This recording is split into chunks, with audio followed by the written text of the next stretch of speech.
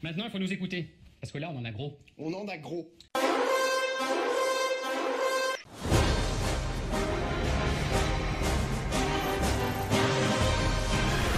Hi guys, et bien aujourd'hui on va avoir le droit à une critique de film puisque je vais parler du roi Arthur. Oui, c'est vrai que ça fait longtemps que j'ai pas fait de critique de film, mais là pour le coup c'est un film qui m'a particulièrement surprise, donc du coup j'avais vraiment envie de vous en parler. Donc c'est un film réalisé par Guy Ritchie, que moi je connais pour les Sherlock Holmes, que j'avais beaucoup aimé. Du coup, moi j'étais quand même allée voir le film, je m'étais dit bon ça va être bien. Mais étant donné que le film a fait un bid aux États-Unis, du coup j'étais quand même assez perplexe. Il faut savoir que le budget du film était de 175 millions de dollars. Ça a fait 18 millions aux États-Unis et 35 millions dans le monde. Donc autant dire que pour l'instant il rentre pas dans les frais. Donc du coup l'idée de faire un autre film par la suite, pour l'instant c'est pas du tout possible. Et pour le coup moi je suis vraiment très très surprise parce que du coup moi j'y étais allée malgré le fait que j'avais lu c'est un bid, etc. La bande-annonce en elle-même, elle était sympa, mais j'avais quand même des doutes parce que c'est vrai que les films, tout ce qui est autour de la fantasy, tout, c'est très rarement réussi. Il faut se dire, on a Le Seigneur des Anneaux, on a quelques films, mais globalement, la plupart des films fantasy sont totalement ratés. Et là, pour le coup, c'était une totale claque, c'est-à-dire que c'était super. Je suis sortie du cinéma, j'ai fait un vrai film, franchement, j'ai adoré. Il n'y a pas un seul moment où je me suis ennuyée. Pourtant, j'ai regardé vraiment tous les plans, j'ai regardé vraiment les effets spéciaux et tout, et je me suis dit, je cherchais la petite bête pour me dire est-ce qu'il y a quelque chose que je vais pas aimer, et au final, il y a très très peu de choses que je vais pouvoir critiquer sur ce film. Donc moi, je vais avouer, je suis pas super calée sur tout ce qui est histoire, Kaamelott, Roi Arthur, tout ça. Moi je connais le roi Arthur, je sais qu'il y a Merlin dans l'histoire, je sais qu'il y a Excalibur, il y a la table ronde, et pour moi mes connaissances s'arrêtent là. Donc pour la petite histoire, le père d'Arthur, qui est le roi, a un frère qui est totalement jaloux, qui veut prendre le pouvoir à sa place.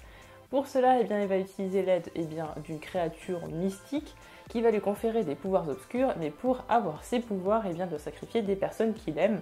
Donc ça donne un petit peu déjà l'idée du mec qui va aller sacrifier des personnes qu'il aime juste pour avoir le pouvoir déjà.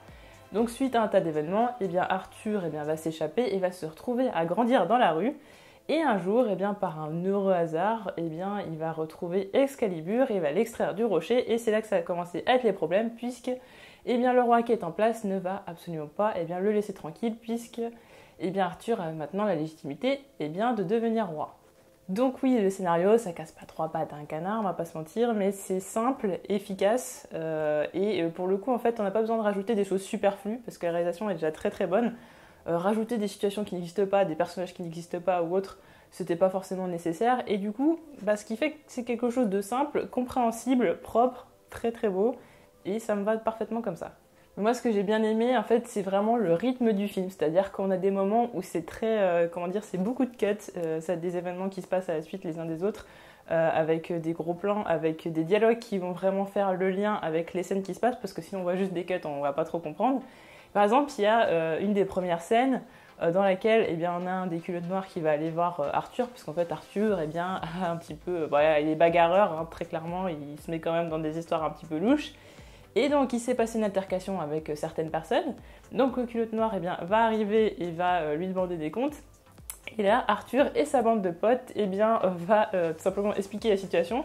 Et ça donne un truc un petit peu comme ça, c'est genre donc j'ai fait ci, j'ai fait ça, après le mec il m'a parlé, oui mais c'est qui, quel mec qui t'a parlé, c'est lui, et pourquoi, donc il a fait ci, il a fait ça, à ce moment là il est arrivé, et puis là il y a un mec qui est arrivé, mais c'est qui est arrivé, c'est lui qui est arrivé, et du coup, du coup c'est vachement bien fait parce que du coup c'est très très très rythmé, donc c'est beaucoup de cuts comme ça, avec derrière les dialogues, avec des gros plans, etc., des bruitages, des choses et d'autres. Et il y a même un moment donné, parce que ça revient à peu près 3 fois dans le film, on a vraiment 3 scènes du même type en fait, où il explique des choses. À un moment donné, il fait un plan par rapport à certaines choses, et quand il explique le plan à cette personne-là, et à un moment donné, en fait, ce qui est marrant, c'est qu'on nous donne même l'impression, on voit très clairement que même la personne à qui il raconte ça, elle comprend plus rien. Et aussi, c'est fait par rapport au spectateur, parce que même le spectateur, en fait, il est un peu largué, c'est-à-dire que si on suit pas le truc à un moment donné, en fait, c'est fait exprès, c'est-à-dire qu'il va trouver des petits trucs pour nous distraire, c'est-à-dire qu'il va en rajouter un petit peu, c'est-à-dire que hop, il va dire une petite blague, et puis après ça va reprendre, et puis il va dire tiens, par exemple, il y a un oiseau, c'est vraiment, il essaie de nous distraire pendant qu'il explique les trucs, et à un moment même, pour vraiment montrer au téléspectateur que même lui-même, il est confus, le téléspectateur est confus, bah même à un moment donné,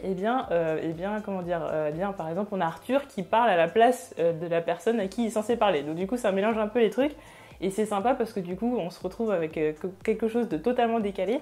Et c'est ça en fait, du coup, je trouve que ça ressemble vachement au Sherlock Holmes dans le sens où c'est totalement décalé, que ce soit par la façon dont ça a été réalisé, c'est-à-dire qu'on a beaucoup de plans. En fait, il a vraiment tout utilisé dans le film. Guy Ritchie, c'est vraiment, on a tous les plans, c'est-à-dire on va avoir des gros plans, on va avoir des vues aériennes avec des zooms, enfin voilà, c'est ce qui est assez sympa, c'est que c'est toujours très dynamique. Par exemple, on a une vue aérienne, au lieu que ce soit très fixe et chiant, on va avoir un focus sur une zone, après hop, on dézoome, on rezoome sur une autre zone pour que ça donne un petit côté dynamique et moderne en fait. Et c'est ça où c'est intéressant, c'est que c'est un film de fantasy, et pourtant c'est moderne, que ce soit par la musique, que ce soit par la façon dont c'est filmé. C'est-à-dire que comme je disais, voilà, on a des plans qui sont très très dynamiques, on a de tout, vraiment de tous les plans. C'est-à-dire on va avoir des slow motion, on va avoir des accélérations, on va avoir des gros plans, on va avoir, comme je disais, des vues aériennes. On a même à un moment donné, on a l'impression que c'est une espèce de passage avec la GoPro sur le côté, c'est une espèce de caméra embarquée. Et du coup, on a l'impression que c'est comme une scène de parcours, alors que pas du tout, c'est juste des mecs qui sont en train de courir. Et c'est super bien fait. Et quand on voit les combats en slow motion et tout, avec, enfin voilà, ça bouge, etc. Et on le voit, comment dire, les effets spéciaux, on les voit, on va pas se mentir.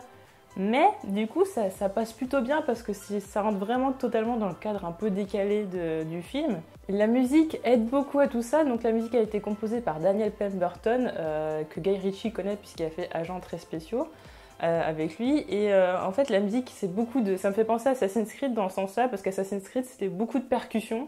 Et ça aidait beaucoup. Et là, pour le coup, bah, c'est aussi ça. C'est beaucoup de percussions. On n'est pas forcément dans dans la fantasy, on est souvent avec des violons. Ça, c'est très souvent. Violon, contrebasse, ce genre de choses. Et là, on est beaucoup plus dans la percussion et avec un brin de modernité. C'est-à-dire que voilà, on utilise quand même un petit peu des instruments, des versions instrumentales un petit peu d'aujourd'hui. Donc du coup, il y a des instruments qu'on retrouve plutôt dans les musiques d'aujourd'hui et des percussions, ce qui fait que toutes les scènes sont toujours très percutantes justement pour le coup. C'est-à-dire qu'il y a beaucoup de scènes d'action et ça donne du rythme. C'est-à-dire que même quand il se passe pas par exemple des combats, et bah, par exemple quand il va expliquer ces trucs comme je vous disais avec des scènes qui sont très coupées, et bah, ça donne du rythme encore plus et toute la musique, voilà, tout le long du film, la musique est exceptionnelle. Après, on a même aussi les dialogues qui quelque part rythment aussi le film. Puisque même quand on a assez rarement quand même des scènes où ça bouge pas et où se passe pas grand chose, bah les dialogues ils vont toujours piquer un petit peu le truc et c'est toujours coupé de façon à ce qu'on s'ennuie pas en fait. C'est-à-dire que même si ça se passe dans une seule pièce et qu'il y a des protagonistes qui sont là, qui sont pas forcément en train de bouger ou quoi que ce soit, et bah dans tous les cas ça va être rythmé. Il y a jamais un moment donné où dans le film je me suis ennuyée, il y a jamais un moment donné où je me suis dit tiens je vais regarder l'heure, à quelle heure le film il finit. Et c'est là où c'est vraiment la force du film, c'est tout le temps, il y a jamais un moment de relâchement. L'ouverture du film commence bien avec la présentation d'une guerre, ensuite on a la présentation d'Arthur qui fait des choses pas terribles depuis qu'il est jeune, et c'est là où j'ai bien aimé parce que vraiment on amène le côté malicieux. On voit qu'Arthur donc gagne des pièces d'or en faisant diverses choses plus ou moins bien, et d'ailleurs même plus tard dans le film, quand il y aura une certaine musique, on retrouvera le bruit des pièces d'or qui sont posées dans le coffre et tout. Et ça, c'est vraiment... En fait, le film soigne vraiment les détails. Et c'est là où c'est juste exceptionnel. Après, visuellement, c'est super beau. C'est-à-dire que oui, ok, il y a des moments, il y a certains animaux, on sait que c'est pas vrai, etc. Mais bon, pendant un moment, voilà, enfin, je veux dire, il y a quand même déjà un gros budget. Mais bon, si le truc il ressemble pas exactement à un truc qui est vrai, c'est pas vraiment la fin du monde parce que c'est de la fantaisie et tout. Du coup, on n'a pas seulement des scènes de combat, on a des scènes quand même qui sont très surnaturelles. D'ailleurs, le personnage maléfique de ce film ressemble un petit peu à un personnage, je sais pas, qu'on aurait pu voir soit dans... je sais pas, enfin dans des œuvres, ouais c'est ça, dans d'autres fantaisies ou alors peut-être dans des jeux vidéo ou autres. C'est vraiment un personnage, j'ai l'impression de l'avoir déjà vu quelque part, c'est assez étonnant.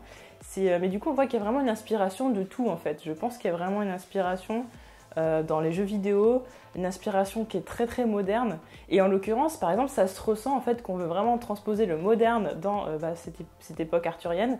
C'est-à-dire que même dans les coupes de cheveux, par exemple, on voit, alors, pour les easter eggs, enfin pour les caméos, pardon, on a David Beckham. Donc David Beckham qui est coiffé comme maintenant, complètement. D'ailleurs, j'étais étonnée. Attends, ils ont fait quand même venir David Beckham. Il faut savoir que Guy Ritchie et David Beckham, bah, leurs enfants vont dans la même école, donc forcément ça rapproche un peu les gens. Et on a Charlie Hunnam qui lui eh bien, a les cheveux vraiment en mode 2017, hein, sa coupe de cheveux c'est 2017.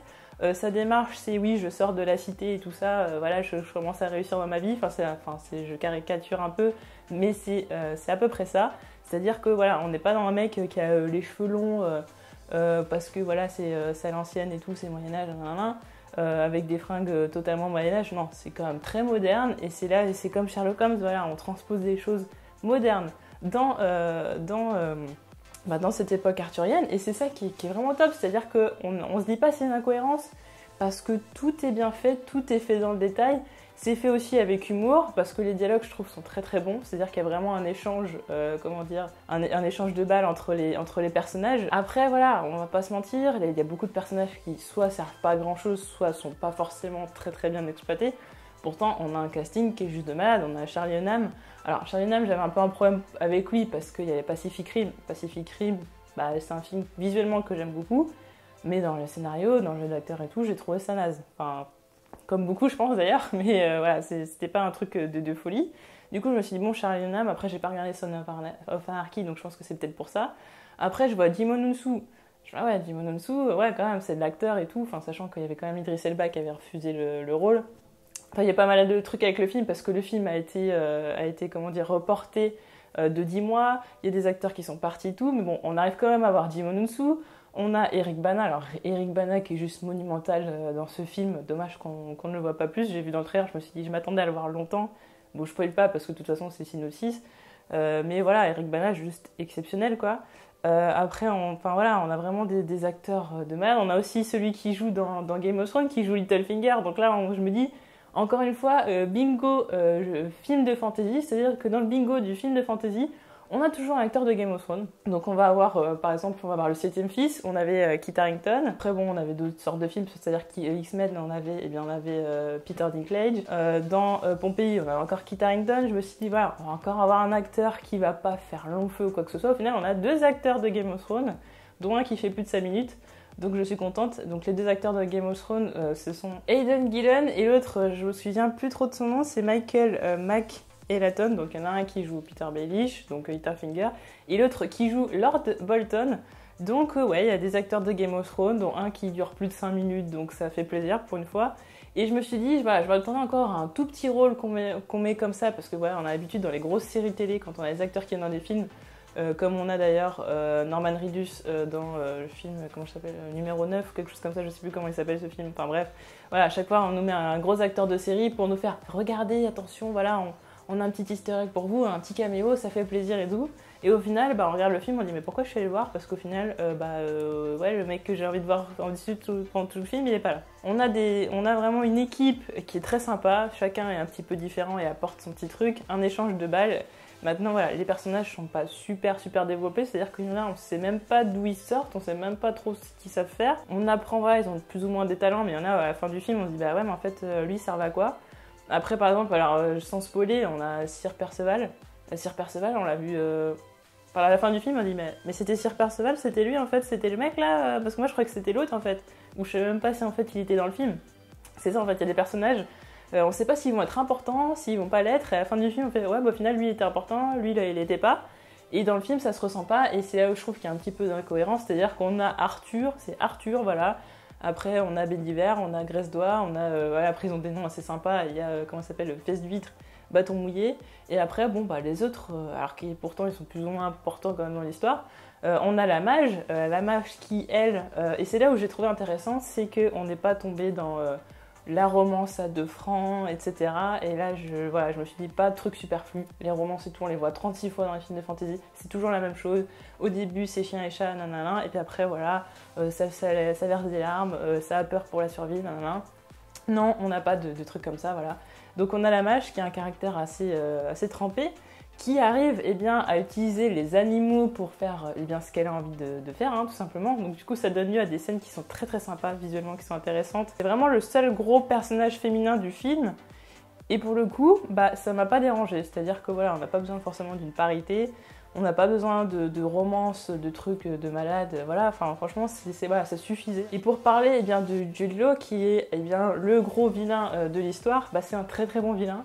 Même si pour moi on le voit pas assez, alors oui il fait quelques petites choses pas très sympas, mais globalement, mis à part ce qu'il dit, bah je vois pas en fait en quoi il... Enfin si il est cruel parce qu'il fait des trucs pas très cool et tout, voilà c'est sûr il tue des gens et tout, mais j'ai envie de dire en fait je le vois, enfin pour moi il y a une ambiguïté qui reste un petit peu, soit on l'a pas assez vu à l'écran, soit on l'a pas vu assez perturbé dans sa tête et avide de pouvoir, on le voit mais voilà, en fait on nous le dit.